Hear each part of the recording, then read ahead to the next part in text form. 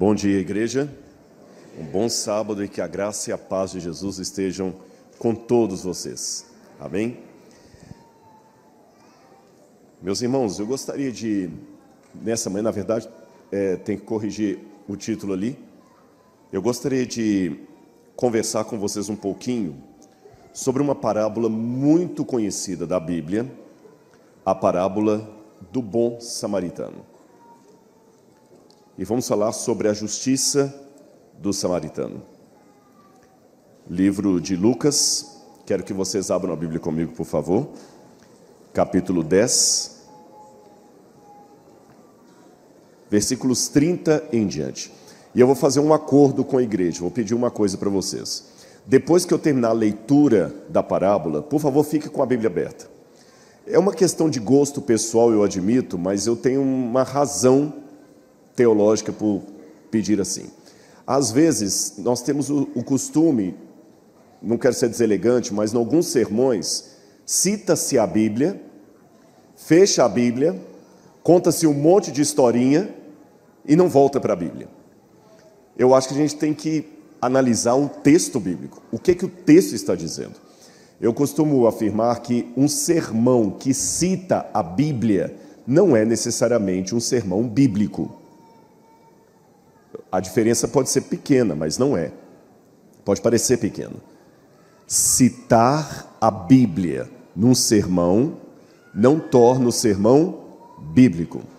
O sermão bíblico você tem que voltar ao texto. Então eu não posso simplesmente falar, olha, em São João 3,16, Jesus falou, em verdade, Deus amou o mundo de tal maneira que deu o seu Filho unigênito para que todo aquele que nele crê não pereça, mas tenha vida eterna. Aí eu largo a Bíblia de lado, começo a contar um monte de história, e você, tá aí, o que esclareceu do texto bíblico? Então, para que isso não aconteça hoje, eu vou pedir que depois que eu ler, você fique com a Bíblia aberta, porque nós vamos voltar ao texto bíblico.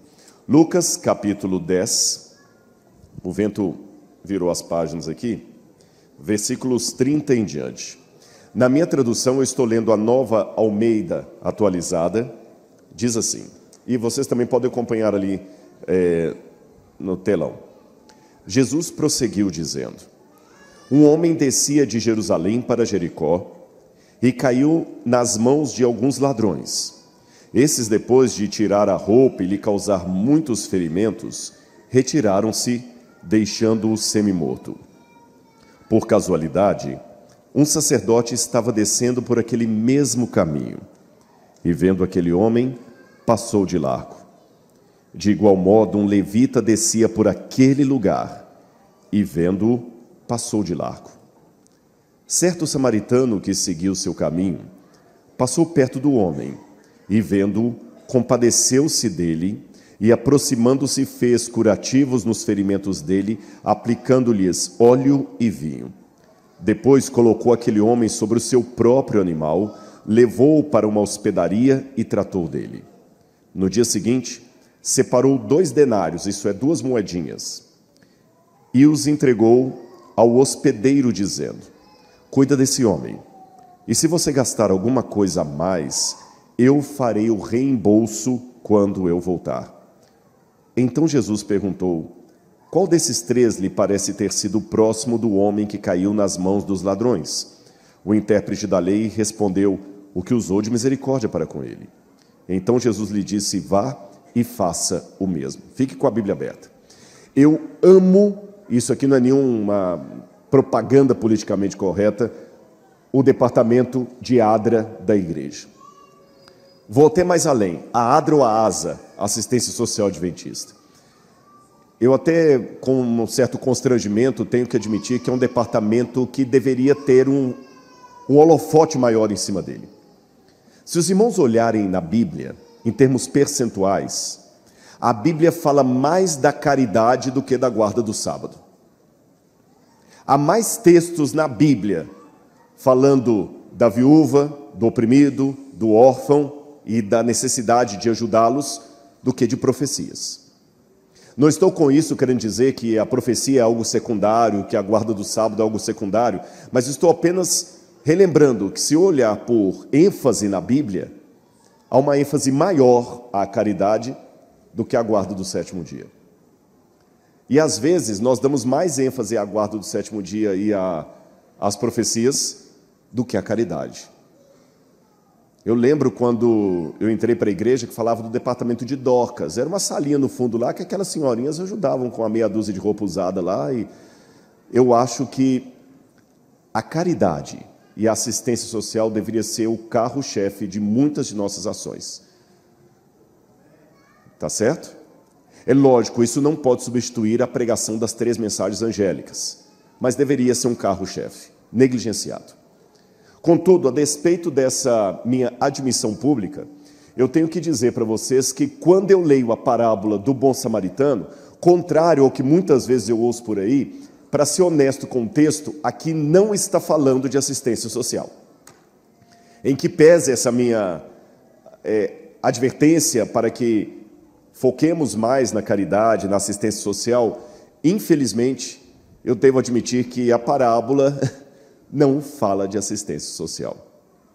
E os irmãos sabem, para a gente poder entender um texto bíblico, é importante saber o seu contexto. Por isso que uma das coisas que eu sempre procuro fazer agora com arqueologia é colocar a Bíblia dentro de um contexto. Gente, a Bíblia é feita de sabor, cheiro, expressões idiomáticas, hábitos culturais, noções de geografia, que a gente vai perdendo no estudo da Bíblia, e quando você vê a Bíblia dentro desses elementos, ela fica muito mais clara. Eu estou vendo aqui o Dimas, que já viajou com a gente para Israel e para a Turquia. O Dimas pode dar esse testemunho. Como é que a Bíblia fica com uma outra leitura depois que você está lá, e o semblante das pessoas. Agora eu entendi. Então eu vou fazer um pouquinho desse exercício com vocês hoje, de olhar o contexto, para definir, afinal de contas, qual é o assunto da parábola do bom samaritano. Bom, já que o verso que eu li começa com o verbo prosseguiu, não é assim? Prosseguiu, então significa que tem algo antes que é importante. O que está antes? Leiam comigo, por favor, desde o verso 25. Eis que certo homem, intérprete da lei, levantou com o objetivo de pôr Jesus à prova. Ele perguntou: Mestre, que farei para herdar a vida eterna? Então Jesus lhe perguntou: o que está escrito na lei? Como você a entende? A isto ele respondeu: ame o Senhor, seu Deus, de todo o seu coração e de toda a sua alma, com todas as suas forças e de todo o seu entendimento. E ame o seu próximo como você ama a si mesmo. Então Jesus lhe disse: você respondeu corretamente. Faça isso e viverá. Mas ele, querendo justificar-se, perguntou a Jesus: quem é o meu próximo? Aí Jesus conta a história do bom samaritano. Vamos começar pelo contexto. Certo doutor da lei se levantou. Essa expressão me diz que Jesus estava possivelmente num ensinamento público, talvez ali no alto de uma montanha da Galileia, como um rabi fazia com seus discípulos, ou, mais provável ainda, Jesus estivesse pregando numa sinagoga. Quando a gente escava sinagogas no Oriente Médio, a gente tem alguns elementos arquitetônicos que ajudam você a perceber que é uma sinagoga. E a arquitetura das sinagogas não era muito diferente uma da outra. Normalmente, o lugar da assembleia não era com as cadeiras assim como vocês estão sentados. Os bancos ficavam na lateral, naquela parede, lá na frente e aqui. E o centro era vazio. Então havia um púlpito que geralmente era colocado no centro. E olha que interessante, em qualquer lugar que você estivesse sentado, o seu foco estava no centro, ali no meio. Aí vinha o próprio pregador, o chefe da sinagoga vinha com um carrinho. Sabe esses carrinhos de servir lanche em avião? Um carrinho parecido com aquele, levava a Torá até o centro. Quando não era um carrinho, eles pegavam um vaso de barro, tiravam do lugar do guinissá, onde a sinagoga era guardada, onde a Torá era guardada, e levavam até a frente. Ali ele abria o rolo, lia em pé, por questão de reverência, e a leitura não era feita como eu li aqui, certo homem, eles liam, como o rabino faz até hoje na sinagoga, lia cantado. Cantado. Eu não sei o tom que eles cantam, é um jeito diferente. Lá tem um curso, inclusive, na Yeshivá, só para você cantar a Torá. E muitas partes da Bíblia, vocês não percebem porque está em português, mas no original hebraico está em forma de poesia. Então, a poesia que era recitada em cântico, em forma cantada, para facilitar a memorização. É óbvio, uma música faz você decorar muito mais a letra do que ficar apenas lendo ali. Então, a pessoa lia de maneira cantarolada. Ele podia ler uma porção da lei, que eram os livros de Moisés, ou uma porção dos profetas. E depois que ele lia, rolava o rolo da lei, entregava ao mestre de cerimônia, aí ele voltava, e aqui à frente, algumas sinagogas mais sofisticadas costumavam ter 2 bancos. Uma cadeira, que era chamada cadeira de Moisés, e uma outra cadeira que era chamada cadeira de Elias. Aí depois que ele lia, se ele lia uma porção dos profetas, ele sentava na cadeira de Elias e fazia o sermão sentado. Se ele lia uma porção de Moisés, da lei, ele sentava na cadeira de Moisés. Sem perder o foco aqui da parábola de Lucas, vamos ver a Bíblia falando sobre isso? Abra a Bíblia comigo, coloca um marcador de página, igual eu vou fazer aqui, olha. Coloca um marcador de página para você não perder. E vamos a Lucas, capítulo 4, versículos 16 em diante. Olha essa liturgia que eu falei, como é mostrada aqui na Bíblia. Lucas, capítulo 4, versículo 16. Jesus foi para Nazaré, onde havia sido criado. Num sábado entrou na sinagoga, segundo o seu costume, e levantou-se para ler. Lembra que eu falei? Então Jesus foi até o centro e começou a ler uma porção do profeta Isaías. Só um minutinho que o vento virou minha página aqui. Depois que Jesus leu, aqui olha, então lhe deram o livro do profeta Isaías, e abrindo o livro achou o lugar onde está escrito. Aí Jesus lê Isaías, vou pular essa parte. Verso 20. Tendo fechado o livro, Jesus o devolveu ao assistente e sentou-se.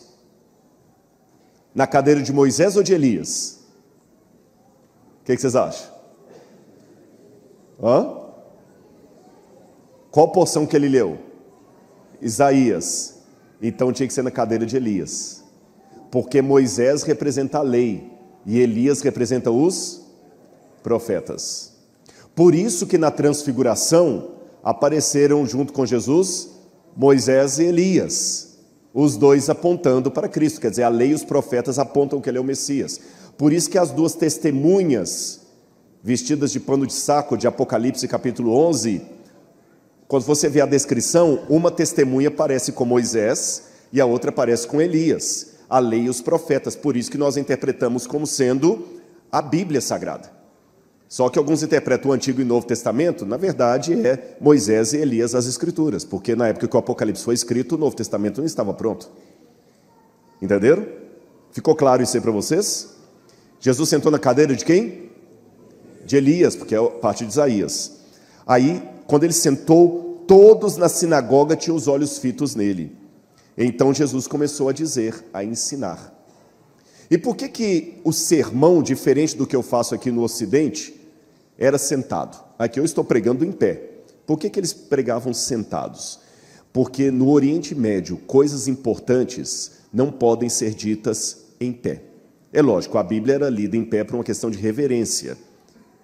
Mas a explicação não pode ser dada em pé, porque não pode ser algo com pressa.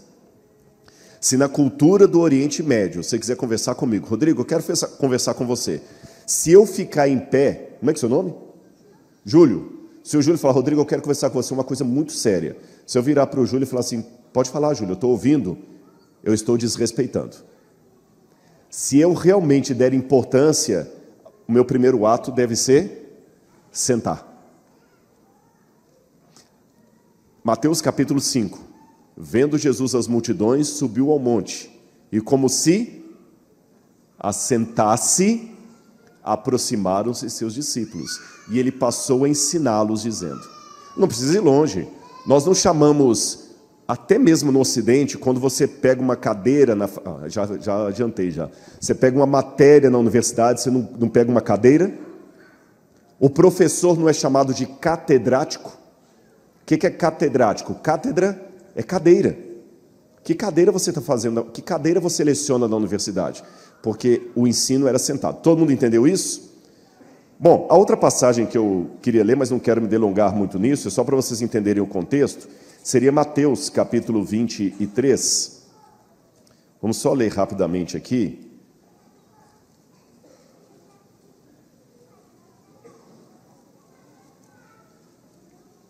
Mateus, capítulo 23.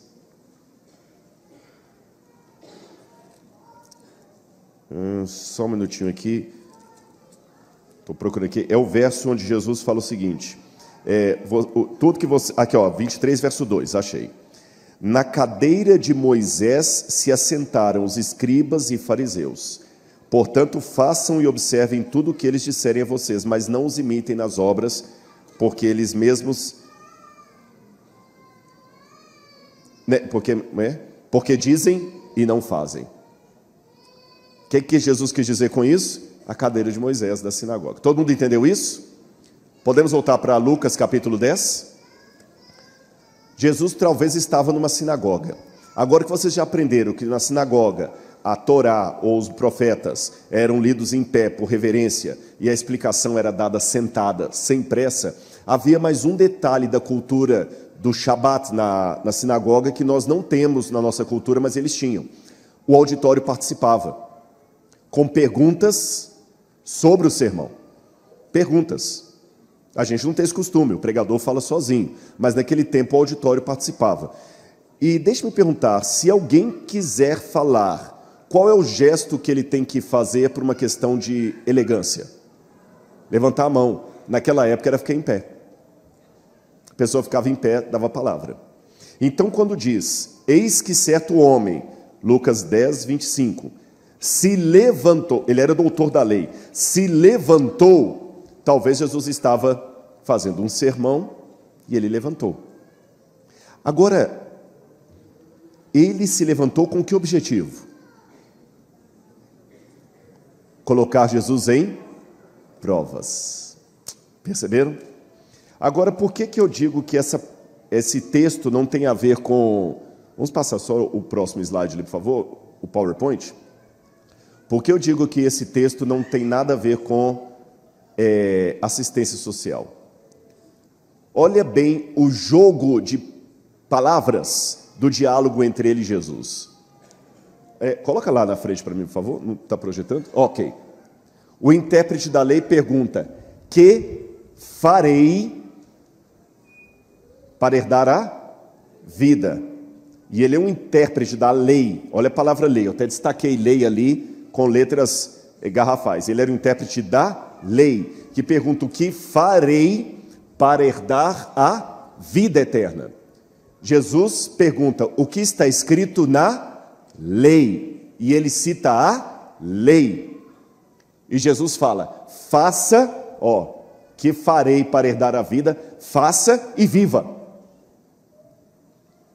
E depois que ele disse, tudo isso eu já faço, Jesus no final termina, vá e faça o mesmo. Essas palavras, fazer, lei, vida eterna, lei, fazer, vida eterna, isso para mim é assunto de salvação. Não é assunto de assistência social. O tema aqui é justificação pela fé. E a pergunta daquele homem era uma pergunta idiota para um doutor da lei. Que farei para herdar a vida eterna? Para herdar você não faz nada. Ou você está no testamento ou não está. Ou você é herdeiro ou não é. É filho ou não é. Essa ideia de dormir na casa assombrada do tio Bill para poder ganhar a fortuna dele, isso é a historinha de Scooby-Doo.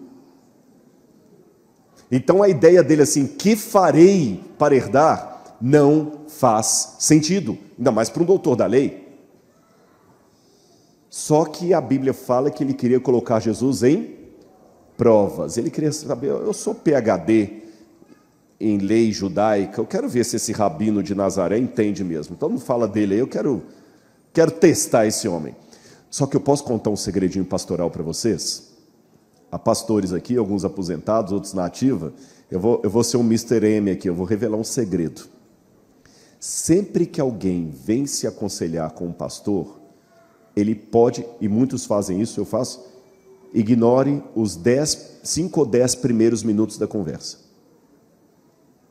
E antes que você fique, nossa, que ofensivo, eu vou explicar a razão. É porque normalmente os psicólogos podem confirmar o que eu estou falando, as pessoas não trazem o verdadeiro problema dela nos 5 ou 10 primeiros minutos de conversa. Ele apresenta um problema que pode até ser real, mas não é o motivo. É aquela velha senhora que chama o pastor para conversar, que ela está chateada. Aí ela começa a reclamar, pois é, os jovens da igreja não andam direito, não é como no meu tempo, as músicas de hoje estão muito badaladas, tem bumbo lá, está errado, o pessoal não tem reverência, a igreja o pessoal não vem mais de gravata, não sei o quê, está errado, o pessoal não lê mais a Bíblia, não estuda a lição de escola sabatina, eu estou muito chateada, a comissão da igreja também tem umas atitudes que não está certo, eu só tenho que mudar a cor daquele carpete, e eu acho que o safado do meu marido tem um amante.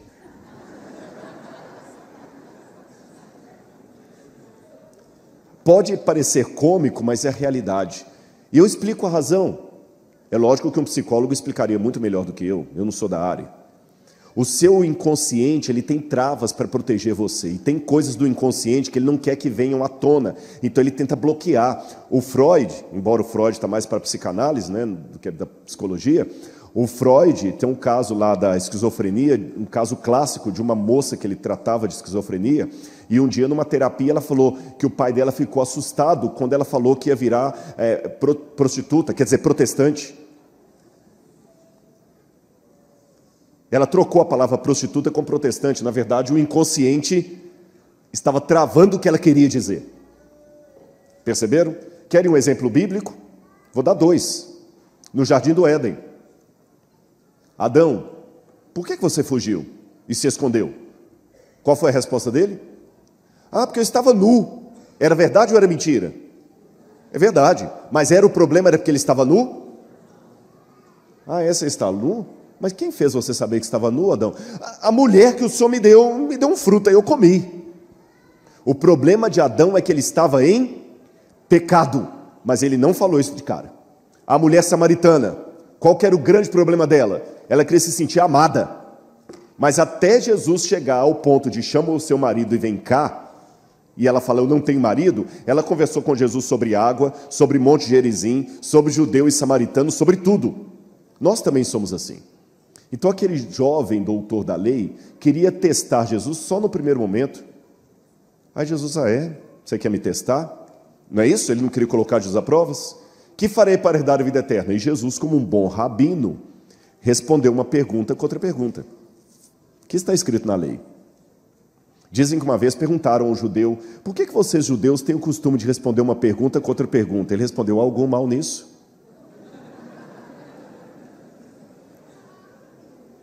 Mestre, que farei para herdar a vida eterna? Bom, já que você acha que tem que fazer alguma coisa, o que está escrito na lei? Na lei está falando isso, então. O que você está me perguntando? Vai e faz. Aí olha o que acontece. Agora vamos comigo ao verso 29. Mas ele, querendo o quê? Como é que está na sua Bíblia? Justificar-se. Acabaram os 10 minutos, agora o verdadeiro problema veio à tona. Apesar de ser um doutor da lei, aquele jovem queria se sentir justo. Ele queria ter paz com Deus e ele não tinha. Quem sabe ele estaria como muitas pessoas da igreja. Fala assim, já sou a 5ª geração de adventistas, minha família tem pastores, tem anciãos, tem líderes bravadores, departamental, tem tudo, eu estou aqui, mas estou cansado, não tenho paz. Eu ainda venho porque os meus amigos estão aqui, mas eu não estou tendo paz. Aí Jesus, agora você quer justificar-se. Deixa eu contar uma historinha para você. Aí Jesus vai contar a parábola do bom samaritano. Que, deixe-me falar, muito provavelmente a parábola do bom samaritano foi um caso real. As pessoas entendem equivocadamente que toda parábola é uma história, um caso fictício. mas algumas parábolas podem ser casos reais, como esta provavelmente foi um caso que aconteceu. O livro Parábolas de Jesus, de Ellen White, fala que até alguns dos envolvidos estavam presentes. O que Jesus fez foi pegar, quem sabe, eu podia pegar aqui a guerra da Ucrânia, falar, vocês ouviram a guerra da Ucrânia? Eu vou tirar uma lição para vocês. Teve um caso assim na guerra da Ucrânia, o que você tira de moral dessa história? Jesus contou uma história que todo mundo estava comentando, ou seja, que tinha saído no jornal A Folha de São Paulo daquela época. Aqui você tem uma foto,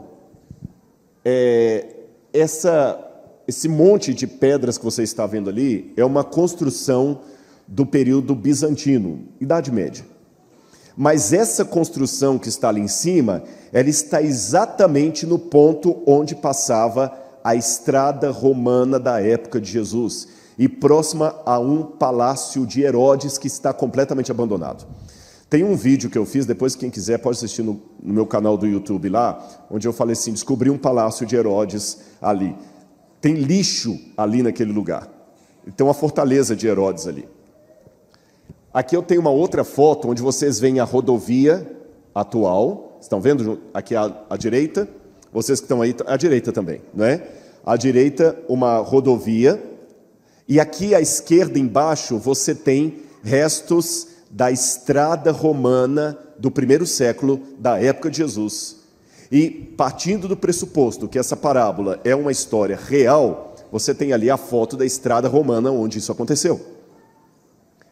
Ali em cima, você tem Jerusalém e Jericó. Então, eu estou falando de o norte está para cá, o sul está para cá, o leste está para cá, o oeste está para lá.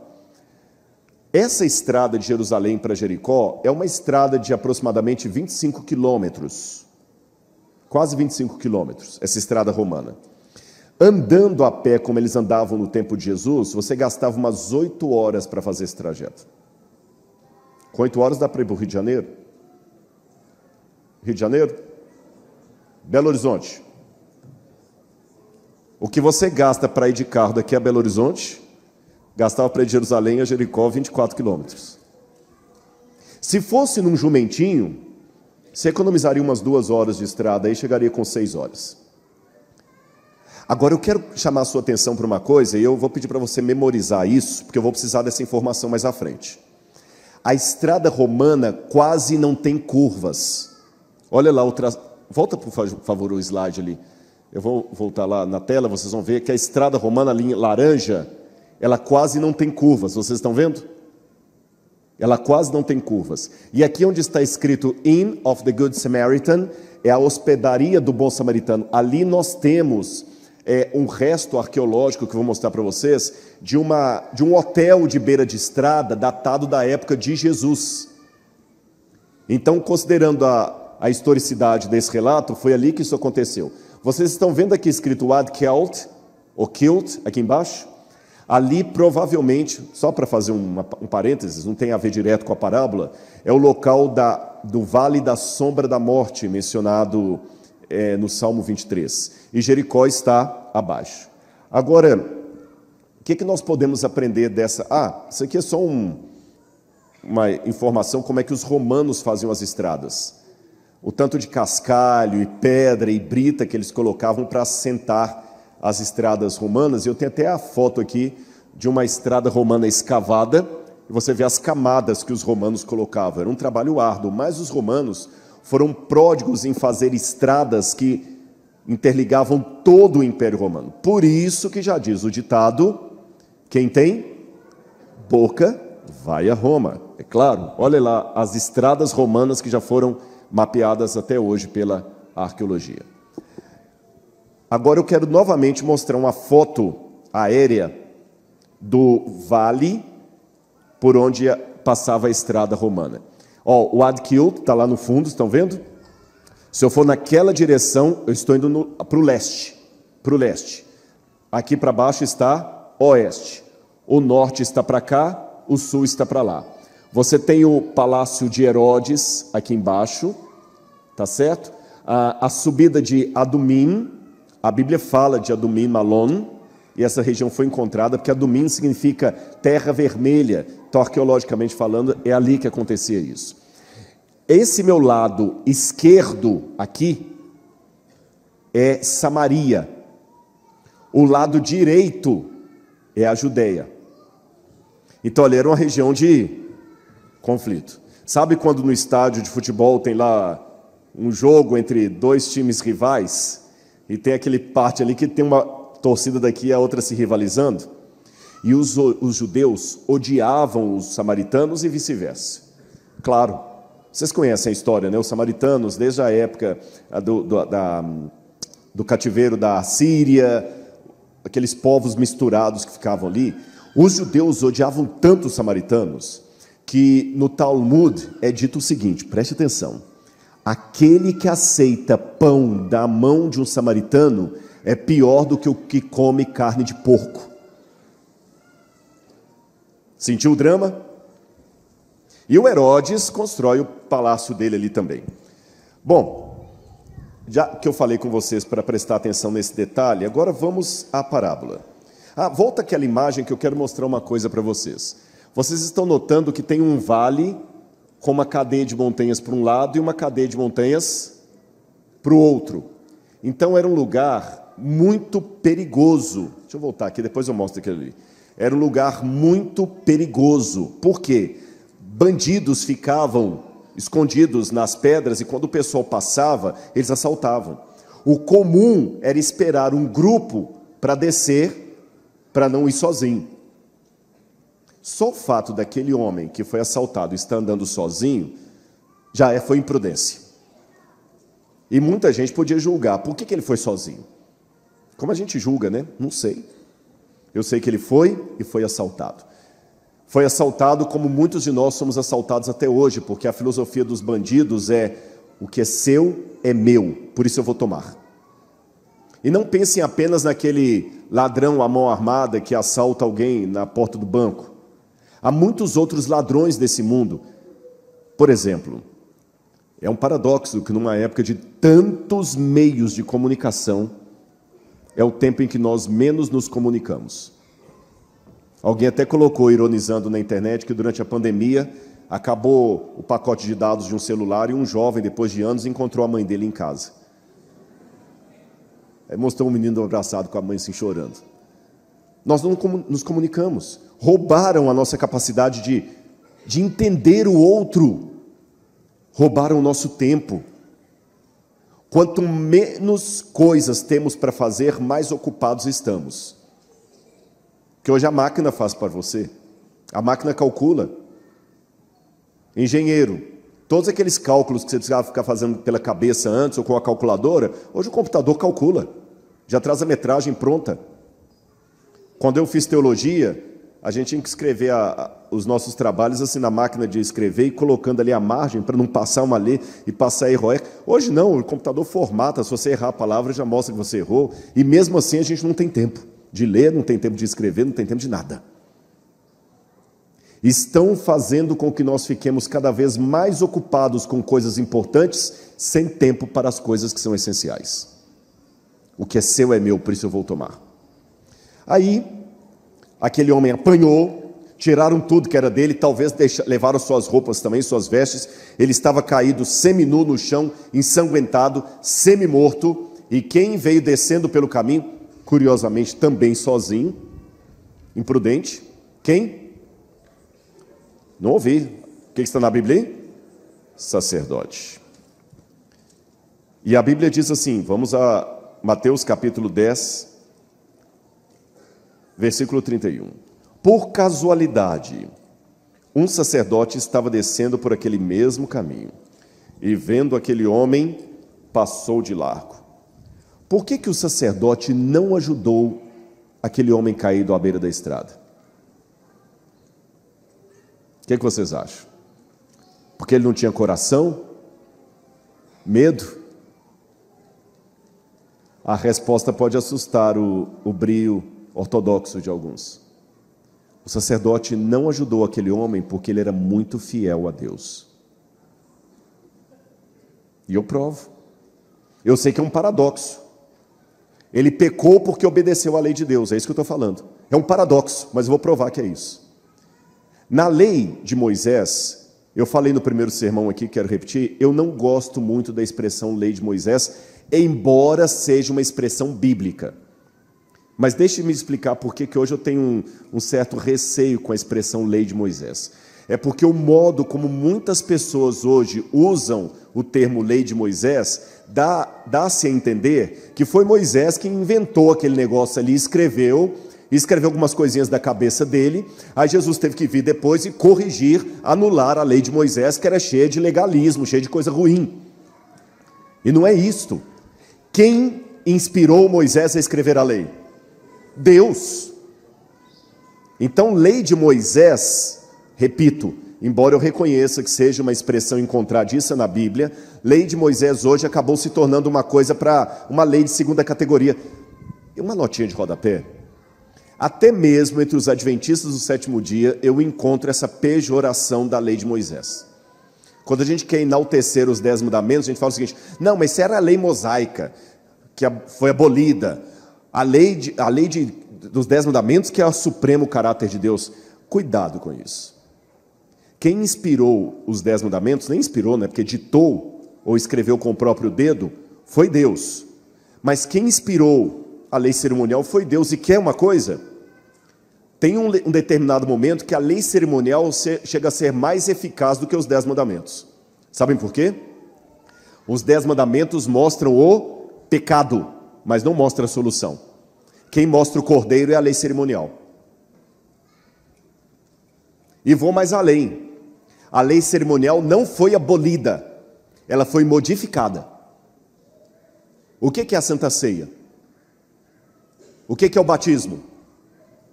Então a lei cerimonial não passou, ela só mudou o rito.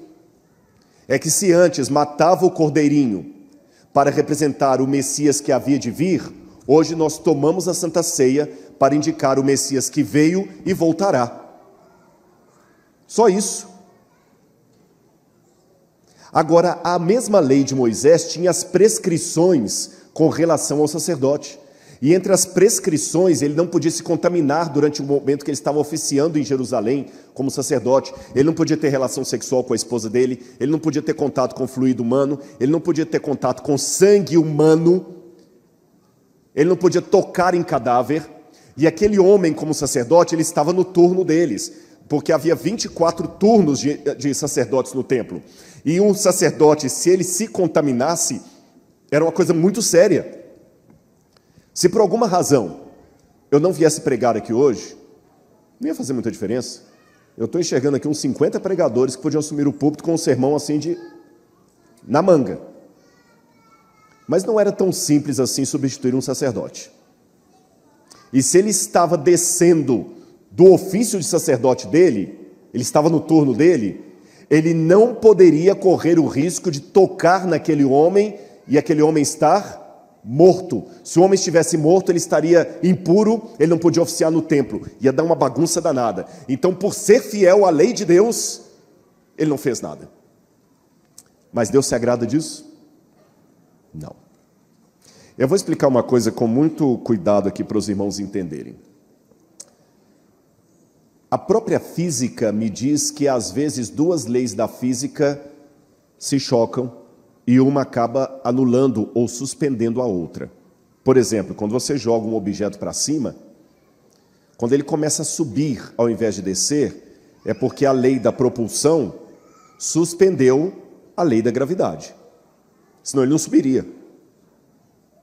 Mas vai chegar um momento em que a lei da gravidade vai suspender a lei da propulsão e o objeto vai descer. Assim isso não é uma contradição, é assim que a física funciona. Uma lei suspende a outra e entre. Com Deus é a mesma coisa. Às vezes duas leis de Deus vão estar em choque e uma vai suspender a outra. Quer um exemplo prático? Eu estava em Belo Horizonte, Igreja da Concórdia. Você conhece? E eu fui pregar na Igreja da Concórdia. Lá em Belo Horizonte eu sou mais conhecido que Moeda de Tostão, que eu nasci lá, fui criado lá, me converti lá. E eu cheguei um pouquinho antes do culto do sábado, à tarde. Para quem está visitando, eu vou explicar. A igreja tem o culto de manhã e à tarde tem um encontro de jovens.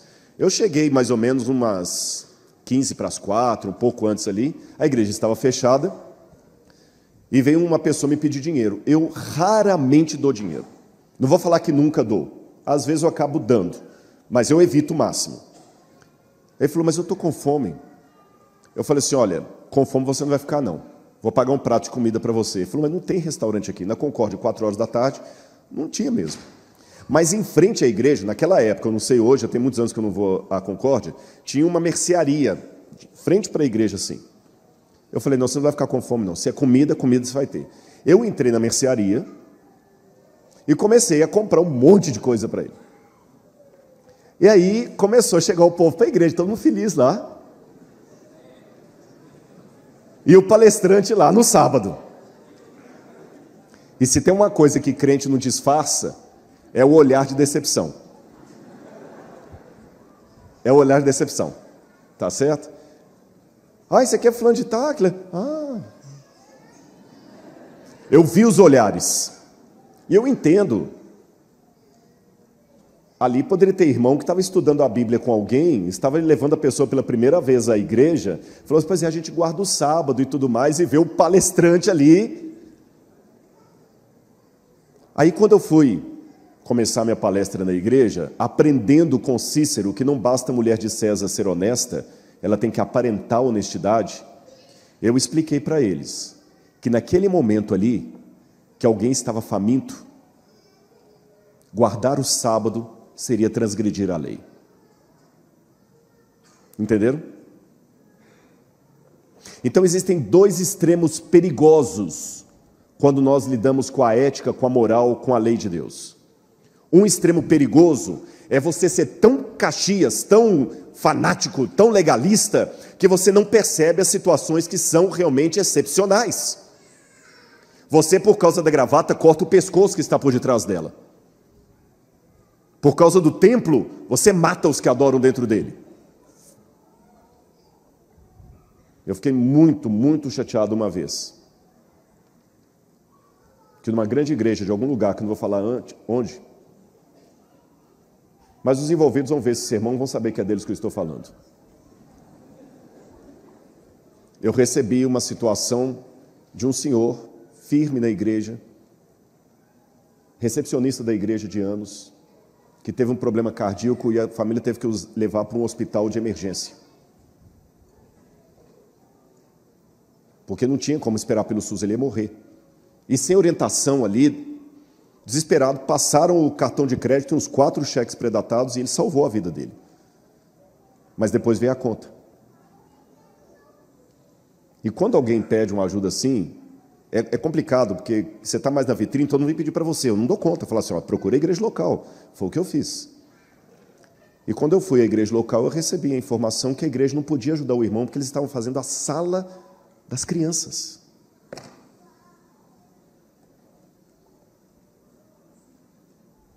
Eu fiquei muito decepcionado. Isso os que estão ouvindo falar, você não entendeu? Não entendi mesmo.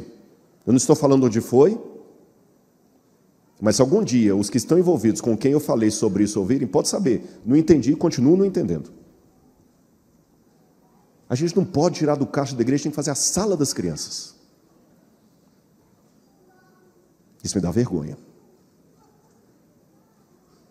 Eu acho que as crianças não vão sair da igreja. Eu não tenho filhos, mas eu acho que mesmo os pais, que seu menino não vai sair da igreja porque ficou 3 meses a mais sem a salinha das crianças, né? Mas uma pessoa pode não vir para a igreja quando descobrir que ali priorizou mais a sala das crianças a um irmão piedoso que precisava daquele ali para salvar a vida dele. Graças a Deus a gente conseguiu o dinheiro com alguns amigos e a coisa foi sanada. E eles continuaram construindo a salinha das crianças. Há situações que nós temos que saber se estamos priorizando o mármore ou as pessoas por quem Jesus morreu. Mas é um outro extremo igualmente perigoso. E extremismo é um lado da verdade que ficou louco. Sabe qual que é o outro extremo igualmente perigoso? É quando você pega a exceção e torna em regra. Eu até falei esses dias, foi o podcast do Flow aí agora essa semana, eu até falei isso lá. Eu falei, o problema não é quando o cachorro abana a cauda, é quando a cauda começa a abanar o cachorro. Aí algumas pessoas também, em nome do indivíduo, querem matar o grupo. Vocês entenderam? Querem fazer da exceção a regra. Aí as normas, os princípios da igreja também são colocados todos de maneira secundária para não ofender, para não magoar. Aí algumas verdades não podem ser ditas, senão o jovem vai sair da igreja. Se continuar desse jeito, daqui um dia eu vou ter que colocar uma mulher rebolando aqui, porque é isso que os jovens gostam. Tem muito mais gente seguindo a Anitta do que a Ellen White. Então eu vou trazer a Anitta para o púlpito, senão eu vou perder os jovens.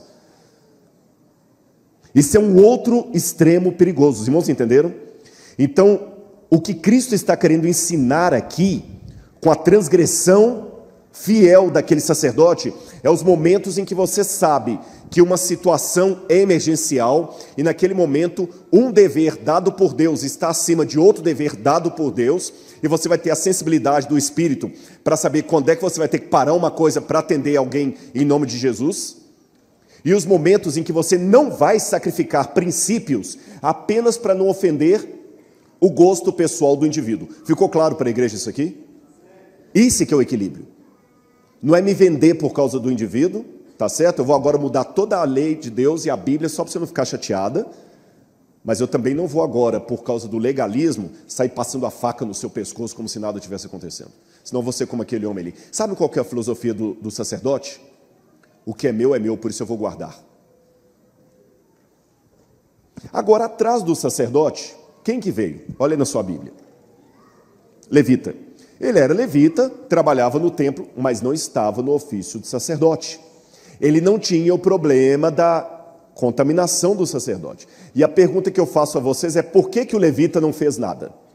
O sacerdote eu já expliquei, para não transgredir a lei. Mas e o levita? Vamos à Bíblia? Olha que interessante.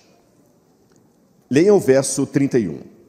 Por casualidade, um sacerdote estava descendo por aquele mesmo... Como é que está na sua Bíblia aí?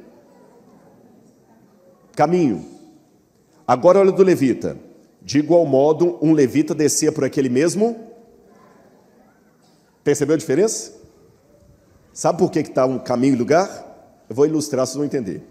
O homem caiu à beira da estrada, esse púlpito. O sacerdote passou aqui, ó. O levita chegou, olhou, talvez até tocou. É essa a diferença que está no texto bíblico. Um descia por aquele caminho, o outro pelo lugar. O levita chegou perto, olhou, quase fez, mas não fez. Aí eu repito a pergunta: por quê? Lembra aquela informação geográfica que eu dei no início e falei: decore essa informação porque eu vou precisar dela depois? O caminho era reto, e de Jerusalém para Jericó é uma descida. O que eu percebo? Se o levita estava vindo logo atrás, deu para ver o que o sacerdote não fez. Aí vem um outro problema que eu quero chamar a atenção, especialmente dos mais jovens da igreja. Mau exemplo de adulto não é desculpa para a sua rebeldia. Tem muito jovem que brinca com as coisas de Deus e quer dar desculpa. Meu pai também não me cuidou, a igreja não teve amor, não sei o quê. Gente, olha, eu não tive nada disso. E eu estou aqui, você pode também. Eu vim para a igreja com 13 anos de idade. Se eu pude, você pode. Não tive mamãe me levando para a escola sabatina. Eu tive foi surra quando eu vim para a igreja, para não vir. Pastor, mas você não sabe o que meu pai faz, na igreja é uma coisa, em casa é outra. Então aprenda com o erro dele para você não repetir quando você for pai e for mãe. Aprenda com o erro. Sabe por que José foi tão fiel no Egito? Eu falei sobre o José também essa semana num podcast. Sabe por que José foi tão fiel no Egito e não mentiu nem na hora lá que a mulher de Potifar tomou a roupa dele? Porque ele aprendeu com o erro do pai dele, Jacó, ele viu que mentira não dá certo. Então até o mau exemplo pode te ensinar. Mas o levita falou: não, se o sacerdote não fez nada, por que eu vou fazer? E tem pessoas hoje que querem terceirizar a responsabilidade cristã nas costas dos líderes do pastor. Tem irmãos da igreja que são excelentes para trazer endereço para a gente. Eu encontrei com a pessoa no ponto que estuda, que assiste a Novo Tempo, vai lá visitar. Quando é que você vai? Ó, pastor, quer falar com o senhor? Tem uma irmã da igreja que está passando fome. Tá, e o que você já fez? Está esperando só pelo outro. E quando o outro não faz, também não precisa fazer. Para terminar a parábola e não cansar muito vocês, vamos finalmente ao herói da história. Quem? O samaritano. Certo samaritano que seguia o seu caminho. Olha que interessante. O sacerdote descia por aquele mesmo caminho. O levita passou por aquele mesmo lugar. E o samaritano seguiu o seu caminho. Sabe por quê? Olha no quadro lá de novo, por favor, a imagem. Estão vendo aquelas montanhas ali, ó? Lembra que eu falei qual que era a divisão dos territórios aí? O que é que estava do lado de lá? Judeia. E do lado de cá? Samaria. O samaritano não ia usar a rua dos judeus. Primeiro, porque ele corria o risco de ser linchado ali. E segundo, você sabe que quando me rejeitam, a tendência da pessoa também é rejeitar. Ele estava lá em cima. Ele foi criado odiando os judeus. Mas quando ele viu alguém em necessidade ali, ele conseguiu aquela vivência cristã que eu desejo para a minha vida e para todos vocês aqui. Ele não olhou cor, não olhou lugar, não olhou circunstância. Ele desceu e foi ajudar. Agora tem uma coisa que vai surpreender vocês. Quando o samaritano cuida do homem, ele põe o homem no seu próprio animal e leva o homem para onde? Para a hospedaria. Aqui está um pedacinho apenas do sítio arqueológico onde você pode ver, aqui embaixo, olha, os restos de uma hospedaria do primeiro século, da época de Jesus. Então, considerando que essa parábola é uma história real, foi ali é justamente o pedaço da cozinha. Foi exatamente ali onde aconteceu esse episódio, em que o samaritano entregou o homem e falou, cuida dele, se gastar alguma coisa a mais, eu te reembolsarei quando voltar. Agora, aqui como era a hospedaria se estivesse construída, e um detalhe, essa hospedaria era um hotel de beira da estrada, onde todo mundo ficava, porque 8 horas para fazer esse trajeto, era muito comum você passar a noite ali. E não tinha hotel Ibis em cada esquina. Você não tinha muita opção. Então ali ficava do pobre ao rico, do sacerdote à prostituta, do religioso ao não religioso. Todo mundo ficava ali. Não tinha muita escolha. Detalhe importante também, decorem, todo mundo tinha que ficar na hospedaria para não continuar de noite. Era uma necessidade ficar ali. Mais do que uma escolha.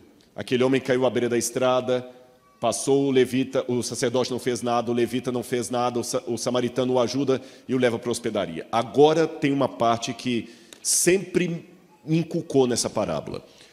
Olhem a resposta de Jesus no verso 36. Qual desses três lhe parece ter sido o próximo do homem que caiu nas mãos dos ladrões?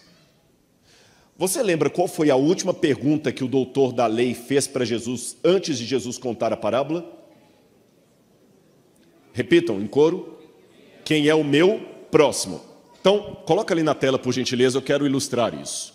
Jesus é o bonequinho preto. Tá bem? O doutor da lei é o bonequinho azul. E o bonequinho azul perguntou para o bonequinho preto quem é o vermelho. Quem é o meu próximo? Por isso que eu coloquei uma interrogação. O bonequinho azul perguntou para o bonequinho preto quem é o vermelho. O meu vermelho. Vou repetir mais uma vez. O bonequinho azul perguntou para o bonequinho preto quem é o meu vermelho.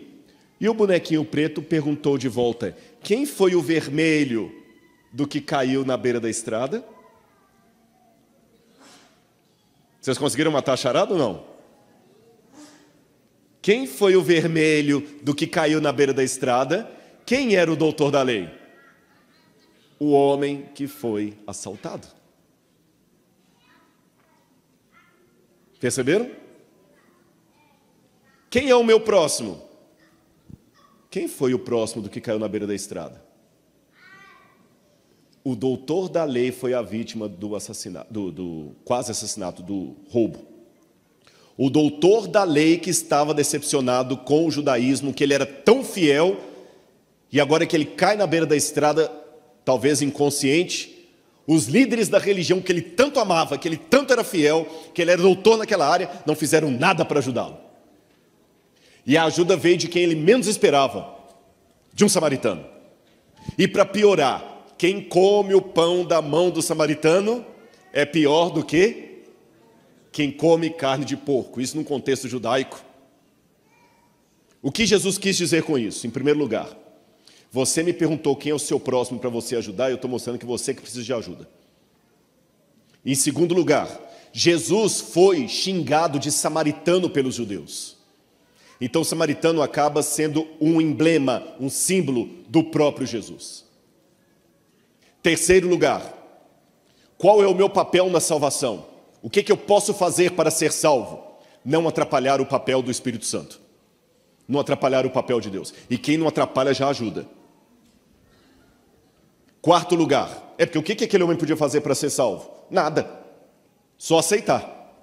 Quarto lugar, Jesus pode chegar para você com um semblante que vai chocar a sua ortodoxia. Ele vai chegar como um samaritano. Quinto lugar, o samaritano salva você, mas não deixa você no lugar onde se salvou. Então acaba com essa bobagem de cristianismo sem igreja. Eu não quero saber de igreja, eu quero saber de Jesus. Acaba com isso. Jesus não salva ninguém para deixar onde ele encontrou. Jesus tira a pessoa da estrada, mas ele não leva para o céu. O samaritano tirou o homem da estrada, mas não levou para casa. Levou para onde? Para a hospedaria. E quem ficava na hospedaria? Todos. Deus não salva você do mundo para deixar você no mundo. Ele tira você de lá, mas não leva para Nova Jerusalém. Ele traz para cá. E a hospedaria, como eu falei, era um lugar pequeno, apertado, onde o rico tinha que ficar junto com o pobre, onde o chato tinha que ficar com o legal, onde o religioso tinha que ficar com o não religioso. Incomodava. Mas, irmãos, é como a arca de Noé. Você suporta o mau cheiro dentro por causa do dilúvio que está lá fora. E com uma notinha. Dá uma cheirada se não é você que está exalando mal. Deus quer trazer você para esta hospedaria aqui, todos os dias, todos os dias.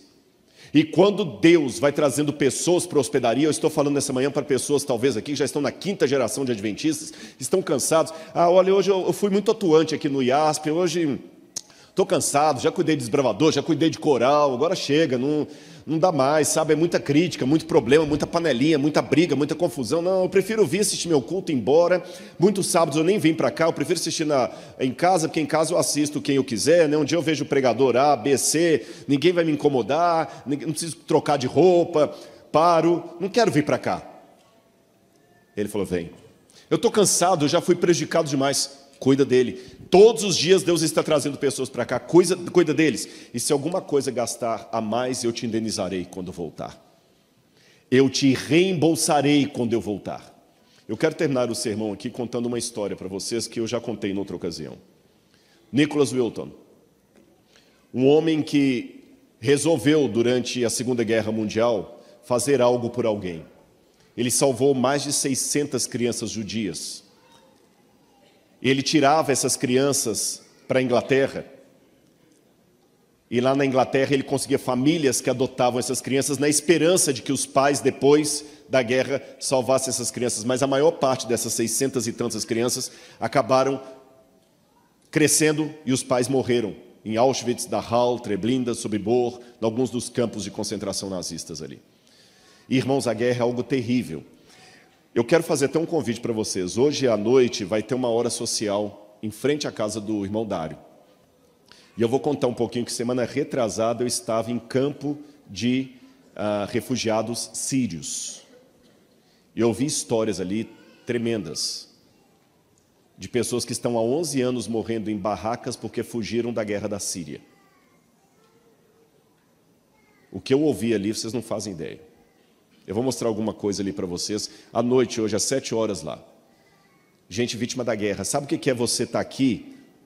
Alguns falam assim, Rodolfo, foi o dia que eu cheguei em casa, minha casa tinha sido assaltada. Não estou falando de um assalto em casa, não. É uma bomba que caiu, destruiu o IASP, destruiu o bairro, destruiu todo mundo, destruiu a metade da sua família, sobrou vocês dois e os seus filhos morreram, sua mãe morreu todo mundo, e você tinha que atravessar a fronteira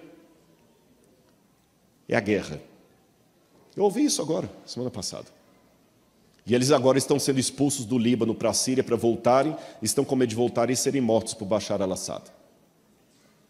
Nicholas Wilton experimentou isso, e quando ele tirava essas crianças, ele tentava entretê-las ali, porque elas estavam assustadas, foram tiradas da sua família, e a criança não entendia o que estava acontecendo. Aqui várias fotos dele caminhando com as crianças pelas ruas de Praga, na República Tcheca.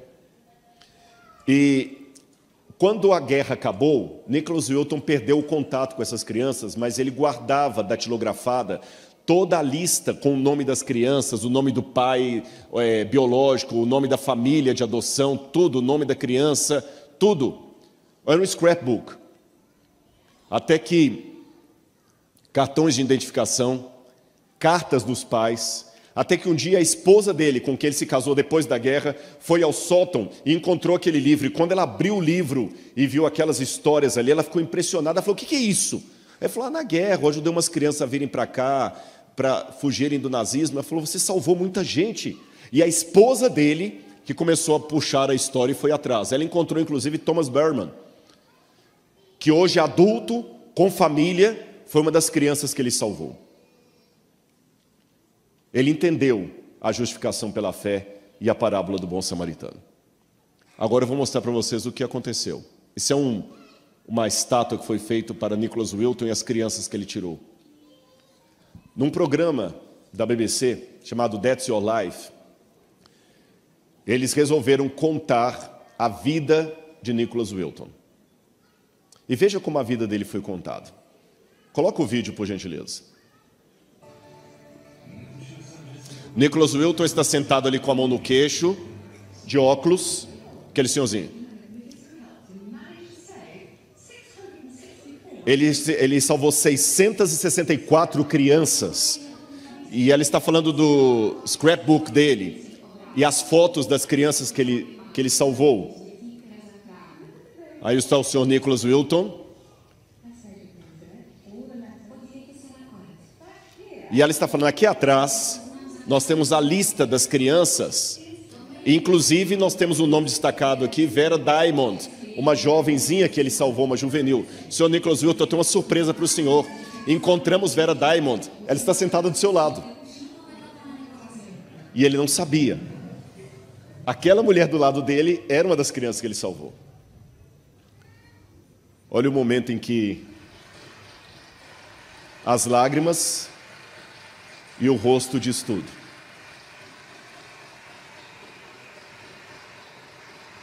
Não dá para falar muita coisa nessa hora, né?